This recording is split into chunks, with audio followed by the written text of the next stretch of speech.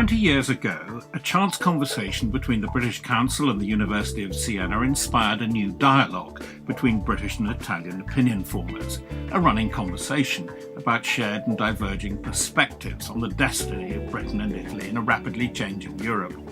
The conference took its name and inspiration from its setting in the Chateau di Pontignano, a retreat outside Siena founded in 1341. Organised by the British Council, the University of Siena was host, along with St Antony's, Oxford. Co-hosts are the British and Italian ambassadors to Rome and London.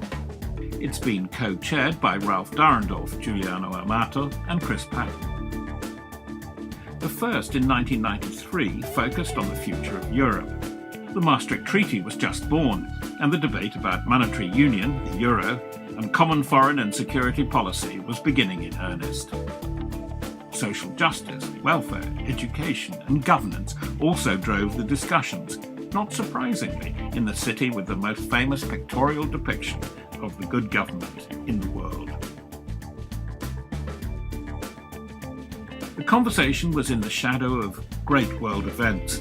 The violence of Yugoslavia made a dark backdrop to the early meetings, as did the Intifada, tensions in the Middle East, genocide and famine in Africa. Then, strategic shock. 10 days after the attacks on the Twin Towers of 9/11, we held the 9th Pontignano with the title Facing the Unknown.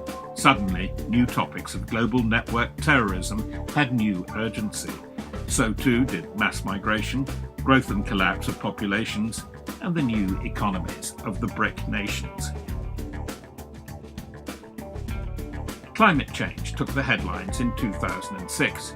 It had just been voted the most pressing global issue in a youth survey, and it brought a new audience of young Europeans. It wasn't all serious number crunching. Informal, sometimes irreverent discussion took over in the evenings. We mulled over why Italians and Brits liked each other, but never quite understood each other's quirky ways. The Brits, one debater declared, can never grasp la bella figura, and for Italians, cricket and a stiff upper lip are in the realms of fiction.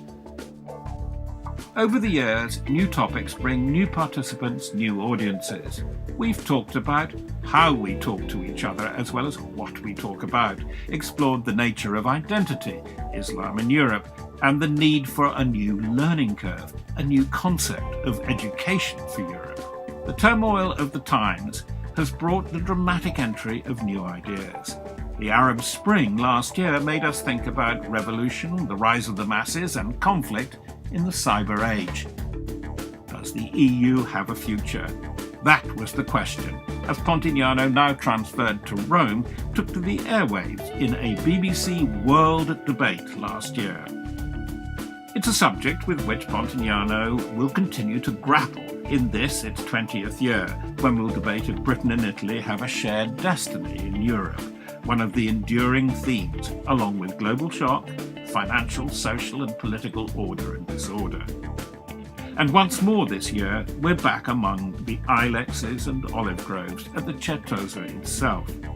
It'll be opened by President Giorgio Napolitano, who led the first debates in 1993. Once more, Pontignano is the forum where Italians and Brits talk to each other in a unique atmosphere of friendship, trust, and absolute candour.